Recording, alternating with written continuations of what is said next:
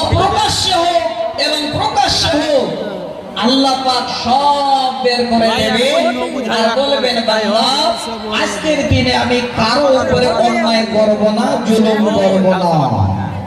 তাহলে আজকে মানুষ এখানে আমরা এসেছি, আমরা আমাদের জীবনে কোন নেকি করেছি, কোন বদি করেছি, কোথায় করেছি আমরা জানি না। আল্লাহ পাক রব্বুল আলামিনের খাতায় লিপিবদ্ধ আছে। সেদিন আল্লাহ কঠিন দিনে আমাদের সমস্ত কিছু বের করে দেবেন।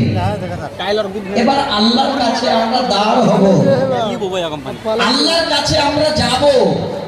এত আমার দিকে লক্ষ্য করবেন, যেহেতু আমরা বাংলা ভাষায় তাকরীর করি আর বাংলা আপনারা বুঝেন, এই হিসাবে আপনারা বাংলা মুকাররিরকে ডাকেন। আমি আপনাদের বুঝাবার জন্য বলছি, আল্লাহ যেদিন আমাদের সকলকে একত্রিত করে, ওয়া ইয়াউমা নাহশুরুহুম জামিয়া, সূরা আনআমের 22 নম্বর আয়াতে আল্লাহ বলছেন, আমি সেদিন সবাইকে একত্রিত করব, এক জায়গায় হাজির করব। সেদিন আল্লাহ পাক আমাদের যা যা করেছি সব বের করে দেবে। এবার একটা সওয়াল শুনেন ভালো করে, আল্লাহ যে আমাদের হিসাব নেবেন, আল্লাহ আমাদের সবাইকে জমা করবেন, সেই দিন আল্লাহ পাক থাকবেন কোথায়? আল্লাহ থাকবেন কোথায়? এই জায়গাটা আপনাদের হাদিস দিয়ে আমি উদাহরণ দিচ্ছি। আল্লাহ পাক যে জায়গাটাতে থাকবেন, যেখানে বসবেন, ওই জায়গাটার নাম হলো আরশ। নিশ্চয়ই আপনারা শুনেছেন কোনদিনে। আর বাংলায় বলা হয় মহাশন, যেখানে আল্লাহ পাক সমারূঢ় থাকবেন। আর আল্লাহ পাক এবার আরশে বসে তিনার পা রাখবেন কুরসিতে। সিলসিলায়ে সহিহাতে হাদিসটা একদম সহি সনদে বর্ণনা হয়েছে, যেই কুরসিতে আল্লাহ পা রাখবেন সেই কুরসিটা হবে 7 তবক জমিনের থেকে ঊর্ধ্বে, আর তার থেকে ঊর্ধ্বে হবে আল্লাহর আরশ। সেদিন আল্লাহ পাক আরশে আজিমে বসবেন। এবার আল্লাহ আরশে বসলেন, পা কুরসিতে রাখলেন, আর আমাদের সবাইকে জমা করবেন। ওই দিন আল্লাহ আমাদের সব কিছু বের করে দিয়ে একটা একটা করে এবার হিসাব নেবেন।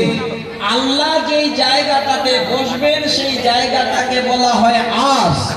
এবার আরশ হলো কুরসির থেকে আরো বড়। এবার আল্লাহ যে পা রাখেন সেই কুরসিটা কত বড়? সবাই জায়গাটা মুখস্থ করে রেখেছেন। আল্লাহ কোরআন সূরা আল-বাকারা আয়াত নাম্বার 255 বা 55, আপনারা হয় 55 বলেন, সেটা এই আয়াতের মধ্যে আমরা সবাই জানি, যাকে আমরা বলি আয়াতুল কুরসি। এটা আমরা পড়ি, সেখানে আল্লাহ বলছে, আল্লাহ বলেন খুলে দিল, ওয়াসিয়া কুরসিয়ুহুস সামাওয়াতি ওয়াল আরদ ওয়ালা ইয়াউদুহু হিফযুহুমা ওয়া হুয়াল আলিয়্যুল আযীম। আল্লাহ বলেন, বান্দা আমি যেদিন তোমাদের সবাইকে একত্রিত করে হিসাব নেব, বান্দারে আমি আল্লাহ আমার পা যে জায়গায় রাখবো, এই কুরসিটা হবে আকাশ এবং জমিন পর্যন্ত পরিব্যাপ্ত।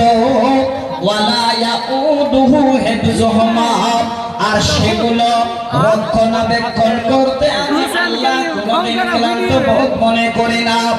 আল্লাহ আমি কেন সুমহান, আমার সুউচ্চ স্থান।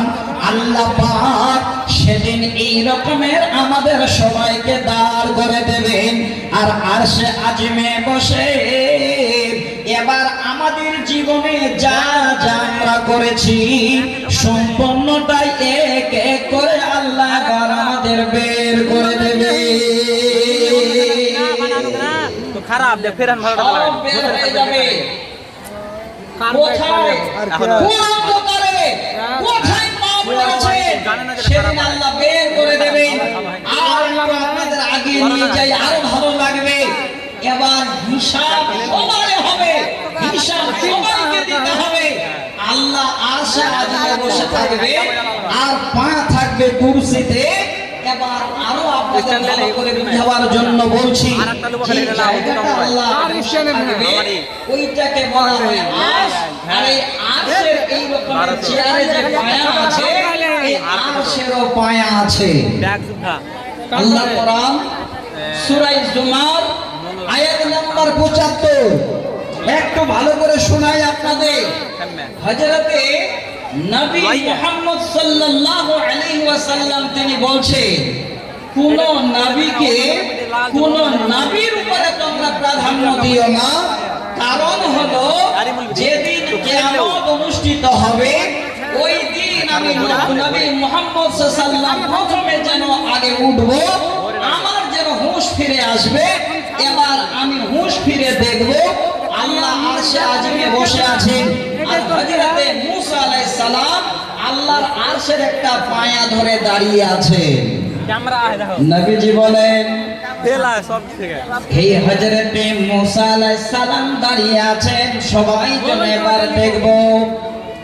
আল্লাহর নবী বলছেন, ওরে আমার উম্মত, আল্লাহ সবাইকে যেন জ্ঞান হারিয়ে দিয়েছিলেন, হযরতে মূসা আলাইহিস সালামকে আল্লাহ জ্ঞান হারাননি। কারণ যেদিন তুর পাহাড়ে নবী মূসা আলাইহিস সালাম আল্লাহর নূর দেখেছিলেন, সেদিন তিনি জ্ঞান হারিয়েছিলেন। এই কারণে হয়তো আল্লাহ সেদিন ওনার জন্য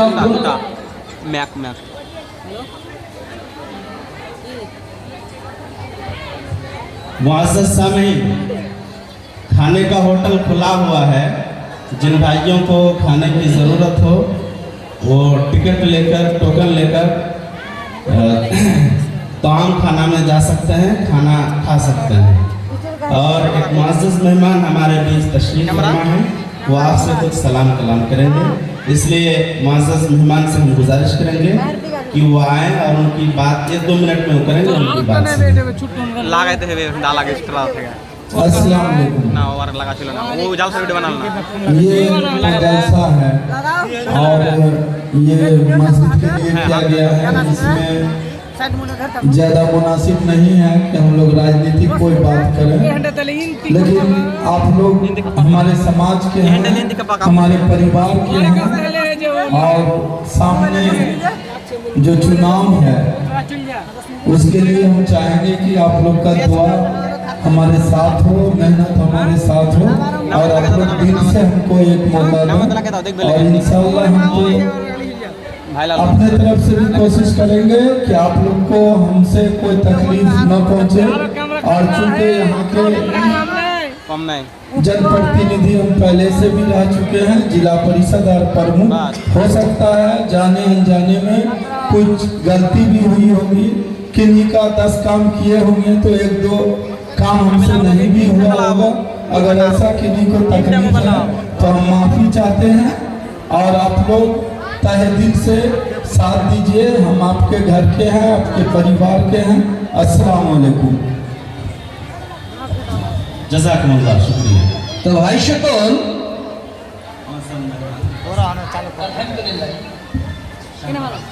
দেখেন আজকে আমার ভাই শাহনওয়াজ সাহেব উনি 10,000 টাকা আপনাদের মসজিদে দান দিয়ে গেলেন।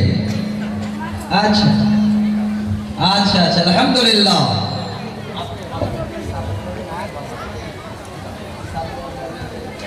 আচ্ছা যাক, তো আমার আপনাদের সামনে যেটা বলার উদ্দেশ্য, আল্লাহর ঘরের জন্য আজকে জালসা।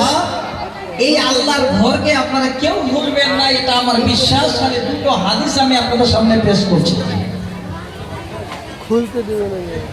एक चाबी किसी की गुम हो गई है, वो चाबी स्टेज में है, अगर किसी की चाबी गुम हुई हो तो आकर के यहाँ ले सकते हैं। ঠিক। তো ভাই সকল, এবার যে জায়গাটা আপনাদের শোনাচ্ছিলাম সহিহ বুখারী মুসলিমের হাদিস, আল্লাহর নবী এবার আগে চেতন পাবেন, হুঁশ আসবে তো দেখছেন হযরতে মুসা আলাইহিস সালাম আল্লাহর আরশের পায়া ধরে দাঁড়িয়ে আছেন।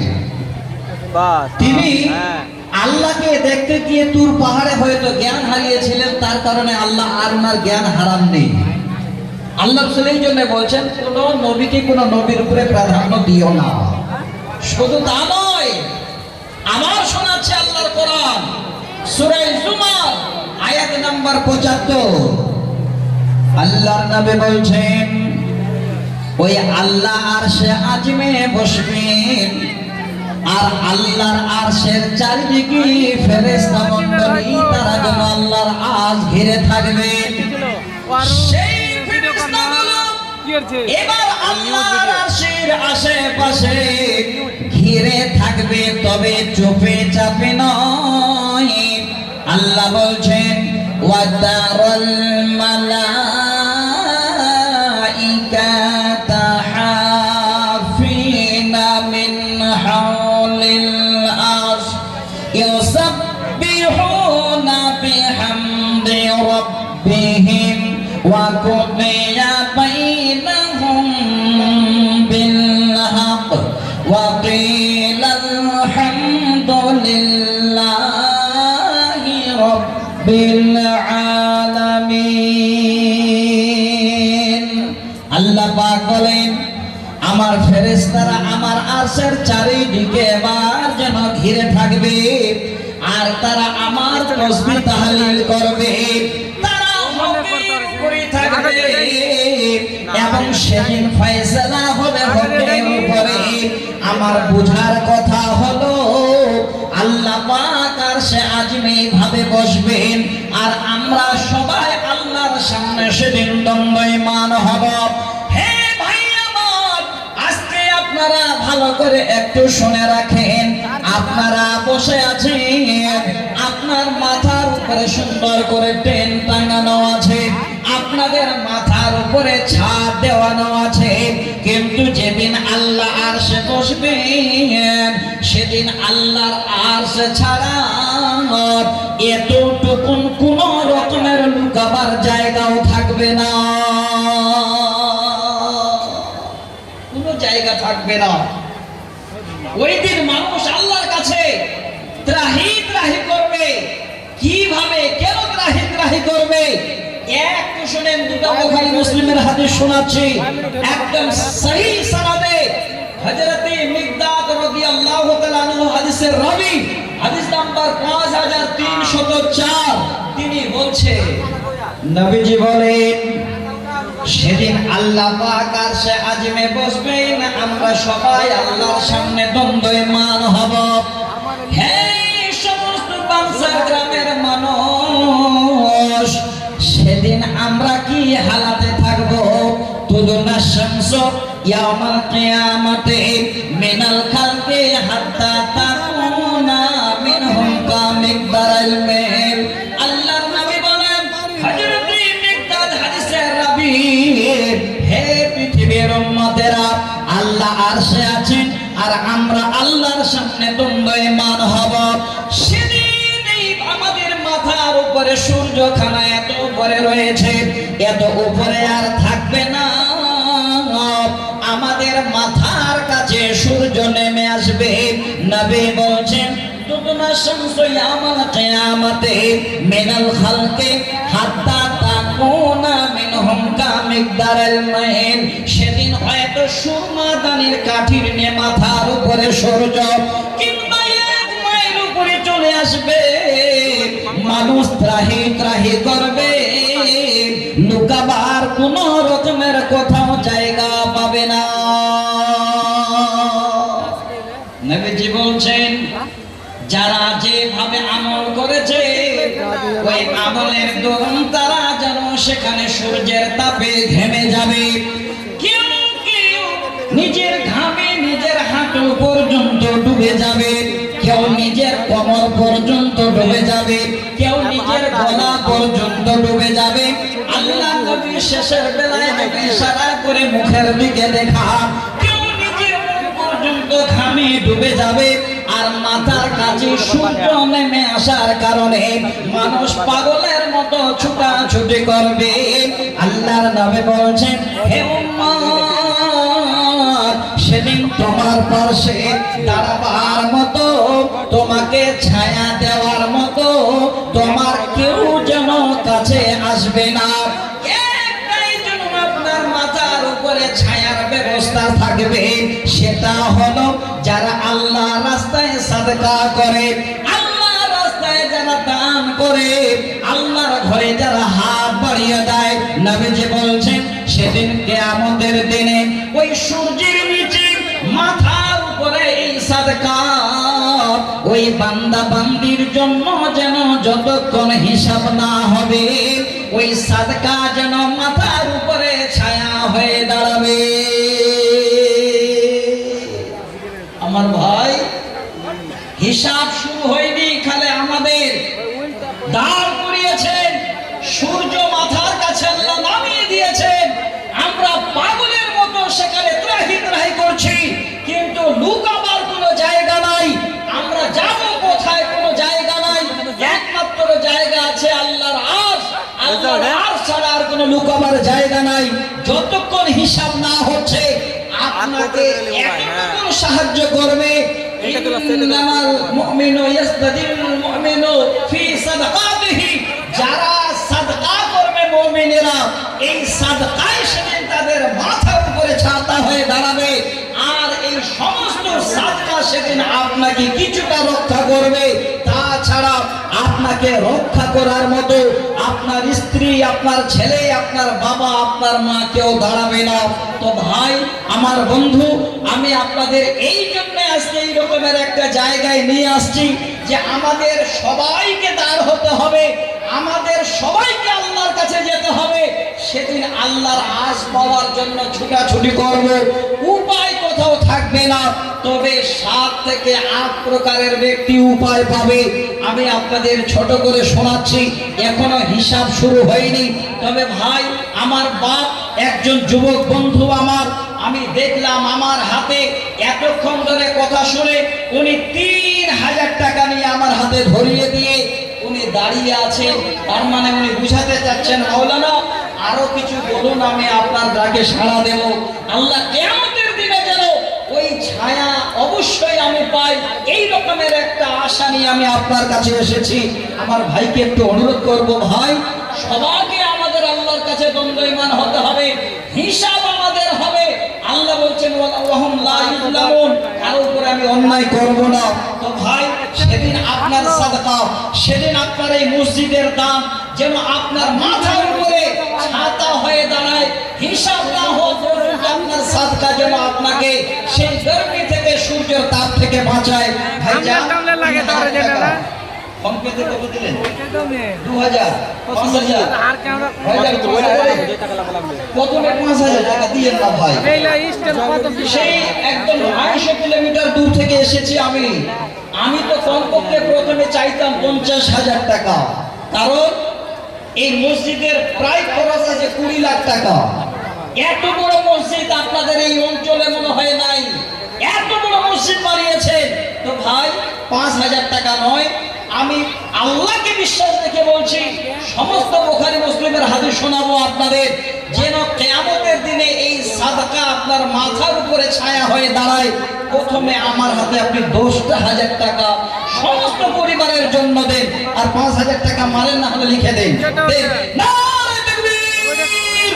আমার ভাই অবশ্যই দিতে পারবে। এই রকমের একটা চেহারা নিয়ে 10,000 টাকা দেবেন, এই মসজিদে কি হয়?